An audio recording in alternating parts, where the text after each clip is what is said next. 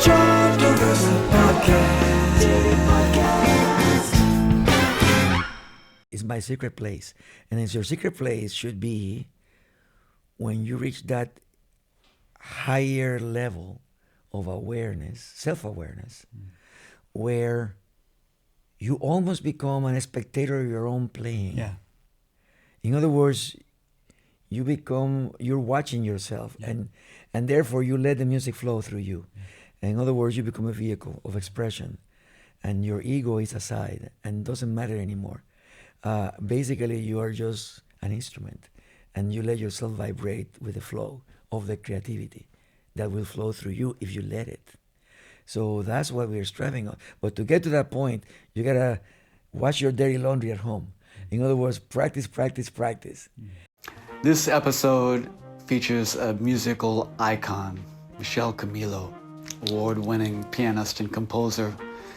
And you can feel and see his fire and his passion for music. Here's our podcast.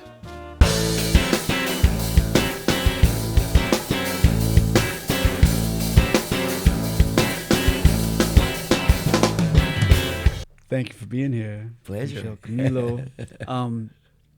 So, you know, you've been working with, we were just talking about this. You're working with the Latin Jazz Orchestra directed by Daversa Prieto. Yes. And I got to see the rehearsal, and you are taking them to task, the students, and I love it, and they're loving it too. And, you know, you'll go 2 bars, and if something isn't at the level that we need to be at, you stop them and you address it, and then you go on. And you were talking about that attention to detail. Yeah. And the importance of it. And I wonder if you could just riff off of that for a moment. You know, it's what makes mature players reach their goals. If they play sloppy, they'll never make it. Period. That's the bottom line. The bottom line, they have to be aware of their own playing at all times. In other words, they have to be able to look at themselves in the mirror, and the mirror is yourself. So you gotta be able to live with your own playing, and there's always room for improvement. That's the nature of our life as artists, and it's a responsibility. So what I'm trying to make them aware of is that they can play better than they are thinking they are doing it. And I say, no. The articulation is not there yet. And you're not playing together, because the whole thing about playing an ensemble is to make the sound as one. And once you get to that nirvana, then all of a sudden magic happens. Then you're really being artistic. You know, I always say there is a difference between a musician and an artist. The musician plays the notes. The artist plays the message behind the notes, the emotion, the sensibilities. And that's the level we all strive for. If you really want to be an artist, you have to play with the inner language, which is art, universal language. And that's the mystery that touches the souls of your audience. You want them to smile? You better play for them to smile. If you want them to raise their hearts, you can. You have that power. We are magicians. Most people don't realize that they have that power just through sound. And at the end, what is sound? Sound is just vibrations and air in movement. And once you realize that you're dealing with something more powerful than yourself, then that's when you thank God for being alive and to be able to do what you love. And that's all comes together when the band feels the satisfaction that, wow, that's us playing, you know? And that should be always the goal. It comes to mind something that, Quincy Jones in New York, when he had a big session with a big orchestra, the legend says that he put a sign up at the door of the studio, and the sign said, "Check your ego here." Basically, come in totally blank, ready for miracles to happen. Yeah. And, so that be open-minded, at the same time, be malleable enough and flexible enough to blend in and contribute to the goal, the ultimate goal. Let's make magic together. Let's make music together. That's what we're doing here. There's no time to lose. There's no time to waste. You want to learn. Thank God, it never ends, first of all. And second, there's always room for improvement. And thank God for that too. And then later on, you have a duty with yourself, and it'll make you a better person, and it'll make you stay creative and stay humble, so that you always know you can reach for newer goals as you achieve, and it's all in addition of. So let's say we're nurturing future artists, people that we have the power to reach their audience, make them smile, make them cry, make them remember their loved ones, make them move their audience and transport them to a new realm of thoughtfulness and interaction and empathy with humankind. That should be the goal. That is the secret right there. And once you reach that, there's nothing like it. Yeah. And you do that so well. I try to. You absolutely do. I would hope so. And I hope in 20 years when I meet any of them, they will remember these rehearsals. Absolutely. Oh, we've got a dipper here. Yeah. Where do you think you developed that constitution, that knowing that, first of all, the level of excellence, because even when you come to work with our students today, they perhaps some of them don't even know the level that they can get to until they see you and go, oh, okay, that's possible. There's that. And that innate responsibility that you have to connect with humanity. Where did those come from for you? Well, thank God also that I was a child prodigy. So I played since I was 4 years old. And I had it developed here. I think I was born with it, somehow. It runs in the family, because my family has 2 generations of musicians and composers before I was born. And I learned just by watching my uncles and my aunts playing in the family gatherings. And then later on at 9 is when I started reading music. But by then my ears were fully developed. I could hear any melody and play it back at you. Mm-hmm. But the thing is, I think my teachers were when they saw that I could go faster, let's put it that way, and learn more difficult repertoire, then they challenged me. It was like a challenge. Okay, you can play that now. Check this out. Let's see if you. And then by pushing me to reach for new goals and trying to exploit the talent, so to speak, that they thought I had. You must have been hungry for it though too. All the time. Otherwise, I would get bored. So they knew that, and in fact, the extreme of it was that 1 year. I presented 2 exams back to back, 2 semesters. I played one program today and one other program tomorrow. And I got A's on both. Mm-hmm. And it was like quantum leap. What normally people would do in 1 year, I did in half a year. So that was the push, the ultimate push that my teacher gave to me. And then when I moved to New York, later, that was in the Dominican Republic, in the National Conservatory.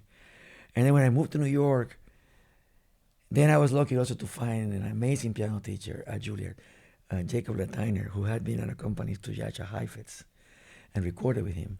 And he was a faculty member, the toughest one at Juilliard. He was legendary because all his students would quit on him because he pushed them to the ultimate.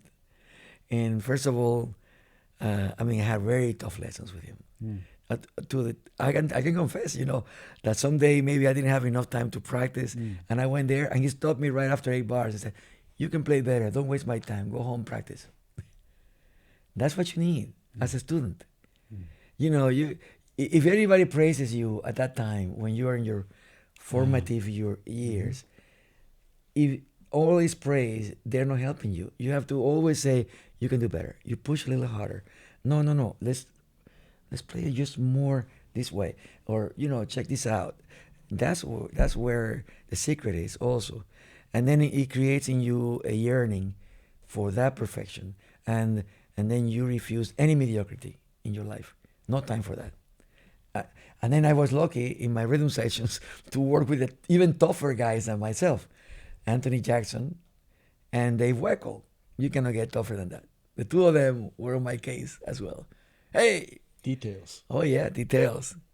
You know, where do you want us? You know, you want it faster, count it faster. You know, but once you count it, that's the tempo. You know, the things like that. They made me aware of my time, and you know that those at that time you only have two choices, or you rebel, and then you get angry, basically at yourself for not catching up, or you say, okay, yeah, really, let's do it again.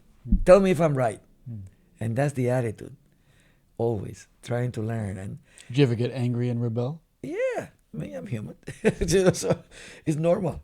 You know, and then and you know, I remember when we did one album called Rendezvous, which was a reunion for the three of us, because at that time Wagon was coming back from playing with Chick Corea, Yeah.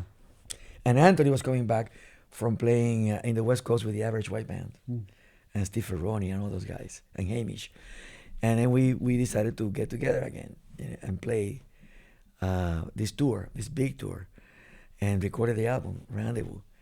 And even in the middle of the recording session, at some point, Anthony got frustrated because he wouldn't play the lines, you know, as the way I wrote them. And he threw us out of the studio. He said, give me 10 minutes, get out of here. I'll have to practice this and get it and nail it. And then, okay, now we're ready to record it. You know, that's the healthy attitude, believe it or not. And when you hear it back at you, it's magic. And then you thank God for being alive and being able to play what you hear and what you feel. So that takes us to the humanity part. Where does that, because that to have those two things together, to have that seeking integrity for excellence that's in you, sometimes people that can be just an isolated, lonely thing, right? If they don't have that also that want, that desire to connect with other people the way that you do, and your charisma is so huge, and your magnetism is very big because you're wanting that community, right? Yeah, you know, because we're part of a community at the end of the day. You know, it's like a family. At the end of the day, when you start going to other jazz festivals, everybody knows everybody. Everybody checks out everybody. And you want your peers to enjoy what you do as well, and you want to enjoy what they are doing.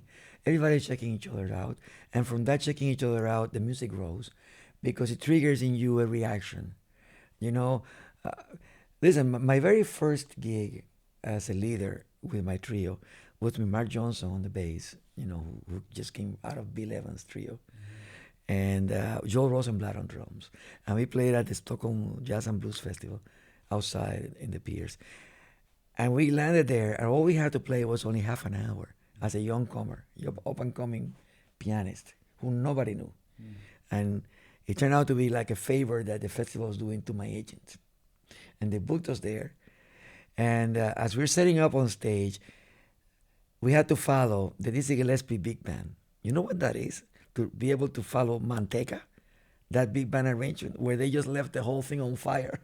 The whole... And then you have to go there and play with a trio, you know. And then on top of that, the promoter comes to us and says, do me a favor, don't go over your time because we have many acts following you. You have to superimpose yourself. Say, I'm here to play. And then Mark Johnson, thank God for him also, he comes to me, Michel, just pick 3 songs and let's just jam on them. Let's burn it. And sure enough, we went out there. And when people saw that it was only a trio that was going to play after a big band, people, oh, this is like a break. This is like a filler band. And they went to get their hamburgers and their beers or whatever. And then when they saw and started hearing the first song, you saw people coming back to check us out. And then by the end, we had everybody joining in. And they didn't want us to stop, but they wanted an encore. I said, sorry. The promoter said, you should play an encore. I said, no, you told me half an hour.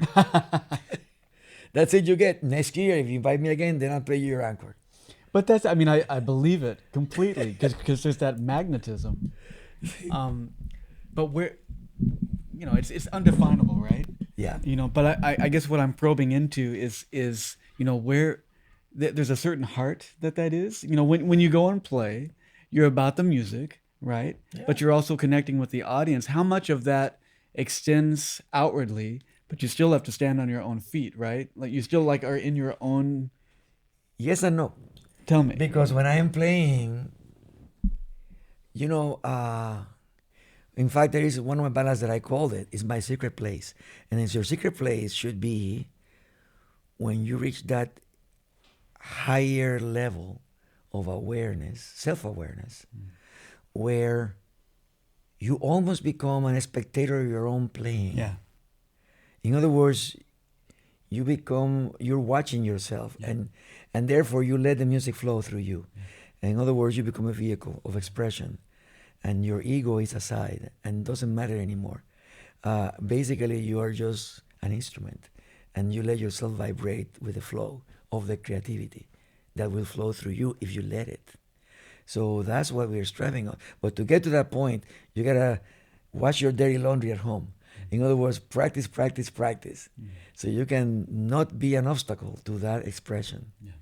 And that's what most of the students, I'm trying to give them that, because they don't realize what's ahead of them. For them, they need to understand how it works. What it works is really when you have practiced enough so that you are able to play what you hear inside yourself.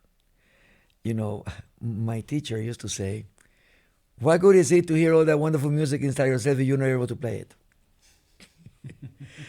You got to be in command of your instrument at all times. There's no excuse. So there's no limits. Oh, your fingering doesn't work, you make a new one on the go. And you reach your notes. Whatever you're hearing, you must be able to play in a nanosecond. So the only way is to be committed. At that time when I was going with my teacher, he motivated me so hard that I used to practice 10 hours a day with 10 minutes break in each hour. And that's it, there's no other way. There's no secret. It's practice, practice, practice, And then, and then I heard that Bill Evans recorded all his concerts, all of them. And he listened to them constantly to be able to improve on himself. Yeah. And in fact, he got angry sometimes. The widow got angry also, I heard, because some of them were released as albums later on. They were not supposed to be released. It was for his own personal enlightenment. Yeah. We used to do the same thing. When I played with Wagon and Anthony at our first club in New York, Michel's, in the Upper West Side, Anthony recorded every set, and we listened to them afterwards. Oh, we need to improve on that. We need to improve on that. And, and that's how we became better as a unit. So important. Yeah. And that's the best mirror, is to hear that recording back. It's like, okay, there's nothing that's going to lie there. No. and even from the way that it feels too, you can. For sure. And then, then you develop a vocabulary as a band. Yeah. And listening together as a band too, to have that commitment, that's special. Yeah, absolutely. And and then you develop a certain type of brotherhood where each other helps each other grow. And that's how it works, and there's no secret. Later on, that brotherhood even worked, because when Weckl left to be with Chick Corea's band, then he said, don't worry, I got you a drummer. There's a drummer in San Diego, Cliff Almond, who is a buddy of mine, and he knows all your repertoire. He heard all the tapes. So I called auditions, 2 days of auditions for drummers in New York. There was a lot of drummers that showed up, but then this young blonde guy shows up, and I said, oh, so which lychee do you need? I mean, which drum part should I? He said, no, you call a song, I know them all. Really? Okay, let's play this one. And he knew them all by memory, with all the hits and everything, and the form and shape and everything. He had heard all the tapes that Weckl landed on him. You see, that's commitment. That's a big lesson. I said, okay, so next week you're on the road with me. Yeah, you bet. And you can hear the result. There is a concert live in Munich with him, young. I even had to ask for a special permission from his mom, because he was a minor. Is that right? Yeah, to let him come on with me. And he's a young blonde guy at the drums, killing it. At the Philharmonie Hall in Munich, at the Summer Jazz Festival, and one of his first shows with me, and he was already sounded like we were been playing for 10 years together. Yeah, that's the lesson. You want to play with somebody. Learn all of their music, learn all the tunes, know it backward and forward, and the opportunity will come. That shows commitment, and professionalism too. Yes.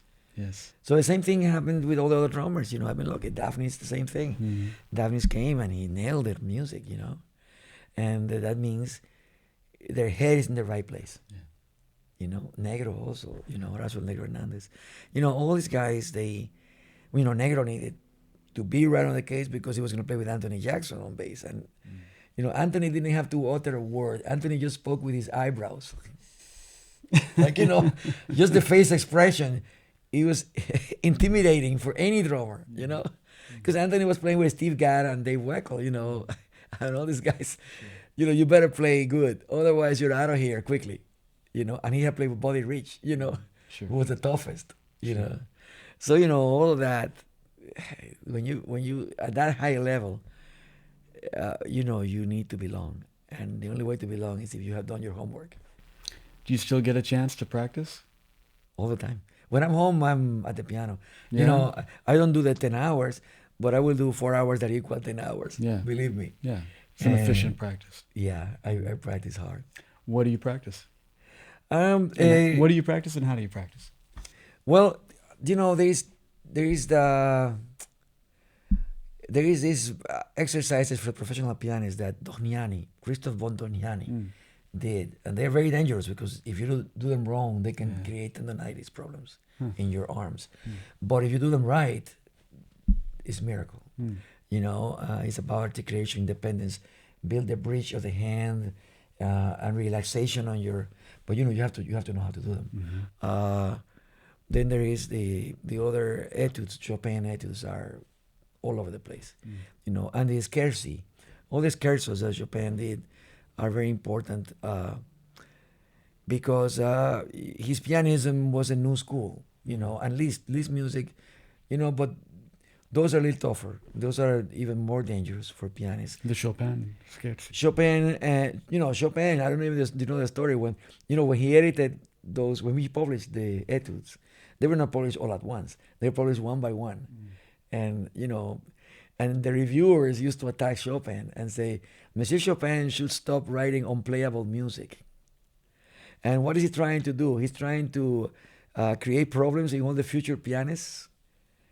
You know, there is those reviews of that at that time because he was breaking the mold. He was bringing the pianism to a new level, and Liszt also.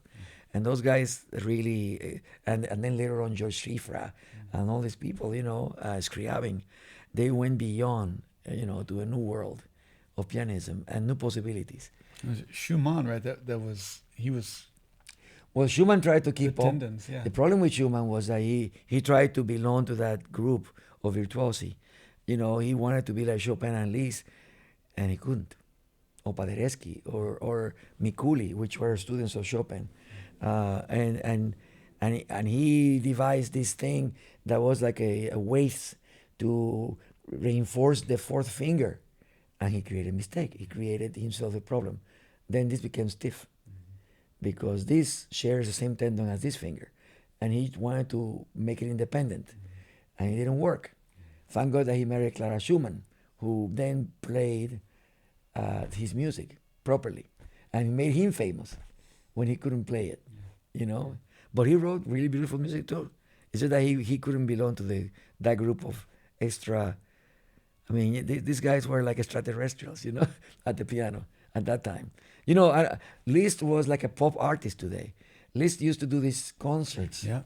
Solo tours. You know, he used to play two pianos at once. No, I don't think I knew that. No. Oh yeah, he would sit facing the audience, one piano on the right and one piano on the left. And he would play both of them and the pedals and everything with both of them at the same time. Women would start fainting in the audience. That's how powerful he was. Rock star. Yeah, complete rock star. And he did transcriptions of all the operas. And he would play the whole opera by himself, or symphonies on the piano. He did all these transcriptions. He took it way beyond. And then Paganini, this is the time of like extra showmanship. Right. Paganini used to do these concerts where there was no repertoire advertised. And he would just challenge the audience to write the most unplayable piece of music they ever wrote. And he would sight read them and play it right there. Difference between entertainment and artistry. Is there a difference? Where's the line in between? You know, that's a good question because in jazz, there's always this thing, you know. I think there is a remorse. And I think it's extrapolated by the music critics. if they see an audience that is too lively and enjoying it too much, then they think that the musician is compromising his creativity and his seriousness. And because the audience is having too much of a good time, like jazz should be only cerebral or internal. And I don't agree. Then what happened to Duke Ellington? What happened to Oscar Peterson? What happened to Louis Armstrong? All those guys were entertainers. Cap Calloway. What happened to the swing band leaders?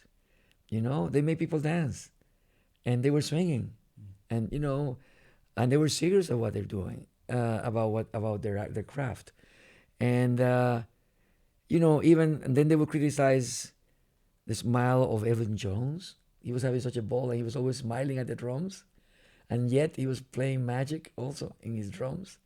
Those are all entertainers. Roy Haynes, you think about Chick Corea. I mean, he always made sure the audience had a great time. Herbie Hancock, these guys went through all these. Or what about Miles? Miles just pushed the audience to the limits as an entertainer, as an artist as well. So, you think about that. No, I don't think there is a contradiction. I think both sides are possible as long as there is a sincerity, there is honesty in the musical discourse, and there is intelligence, and you challenge your audience constantly. So, how about Beethoven? He challenged everybody with the Ninth Symphony. Nobody ever put a choir in a symphony yet until then. Then to think that a deaf person could write that. He didn't hear a note. He heard a ball inside himself, his own self, and yet listen to it, and or let's not take any further. The Sacre du Printemps by Stravinsky, which was not understood. You know the story that when it was premiered, people were booing it, and they threw tomatoes and they threw everything to the stage, and they tried to stop it. And in the middle of the audience was Debussy trying to stop the audience, saying, "No, this is magic. This is," and people wouldn't understand that. And the review called it the damnation of spring the next day. And look at it; it's a masterpiece. I mean, that's innovation, Well, so that goes to show you, little do we know, who are we to judge? Everybody, you should be judged by their sincerity in their craft and how honest are they about and committed to their own art. Well, I think that's why you transcend all of that, because that's why that magnetism, that charisma is there, because it's from sincerity. It's not there's not any of it that's trying to cater. It's just gathering. That's what we feel from the music and the. Yeah, I'm telling you. I'll give you a couple of examples. Tell me. From my own albums, for example. Little did I know that from my very first American debut album, the self-titled Michel Camilo, the song that would endure the passage of time was Caribe. That was the closing number of that album. But that song didn't catch up immediately. That song caught up maybe 10 years after from the release of the album. Yeah, because at that time the songs that were played on the radio were not the Caribe. When was the release of that first record? That was 1980, maybe 1979. Yeah. Okay. No, I'm sorry, 1989. 1989. Oh, 1988. It's later than I thought. 1988. And I believe, I may be wrong, but I would need to check it on the website.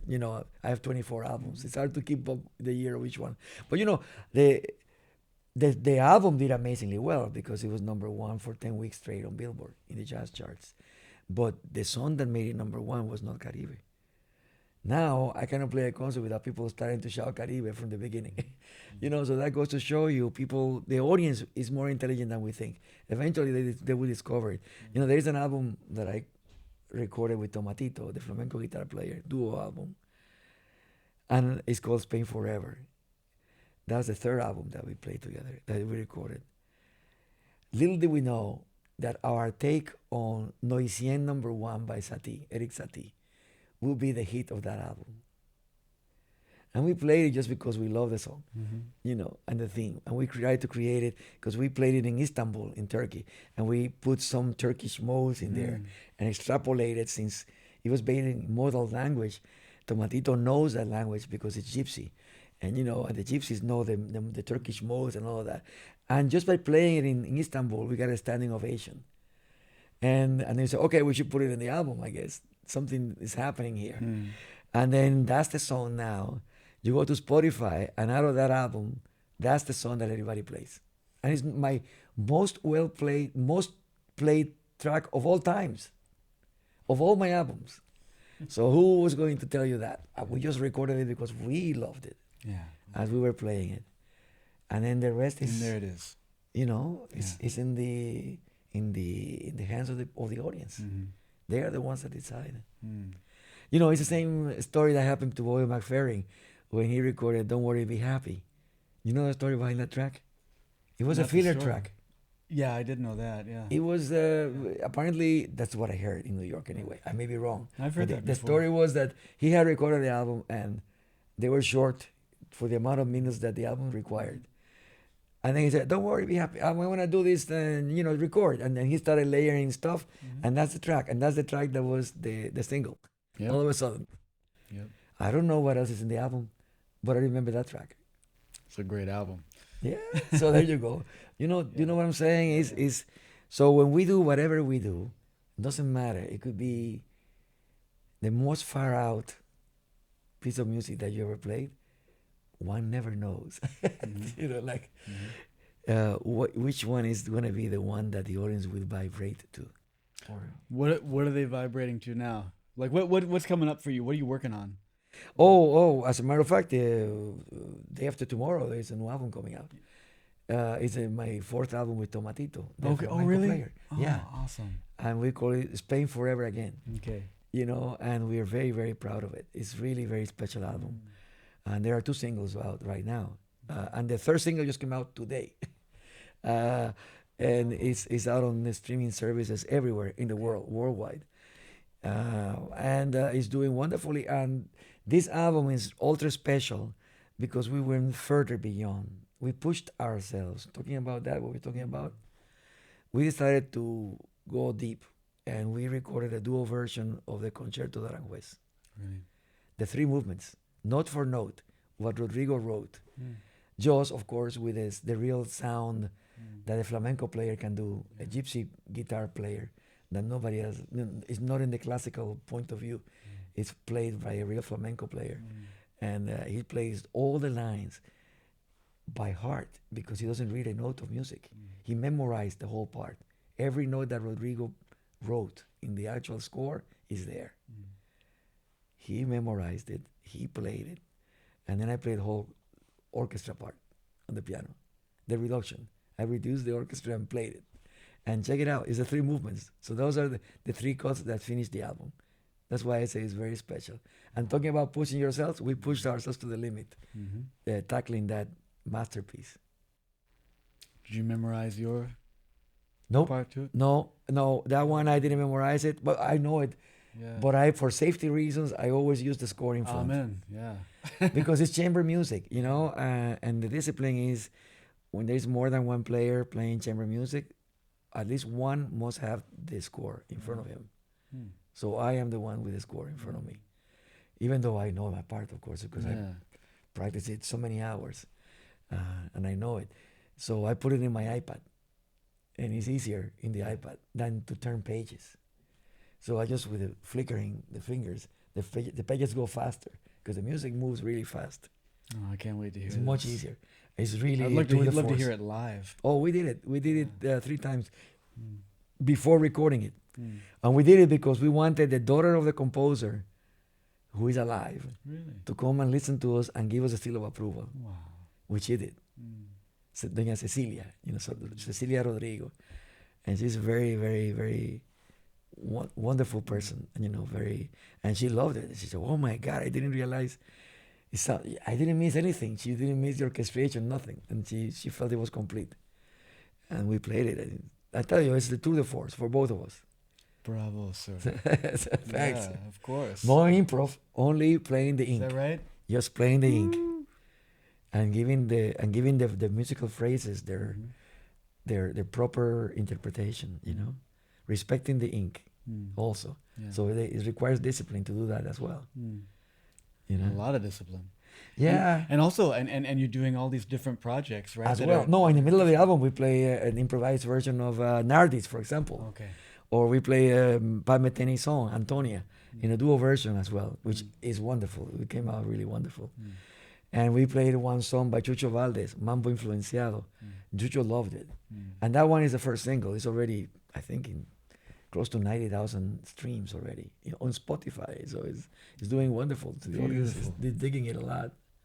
It's great. I'll be on there after this. For sure. Check it out. For sure. I Yeah, absolutely will. you know, it was a tough recording session. I tell you that, because we also are professionals, the two of us, and we wanted it to be bet. right. You know, that's why we could have had maybe 10 albums by now, because we've been playing together for 24 years. We decided 4 is enough, and we take years in between albums to be able to shine, so to speak, the diamond. Let it shine, let it polish. And we work on ourselves, and we play it in front of audiences, and then we correct and keep on correcting until we feel it's right to be recorded. That's discipline. You are a diamond, sir.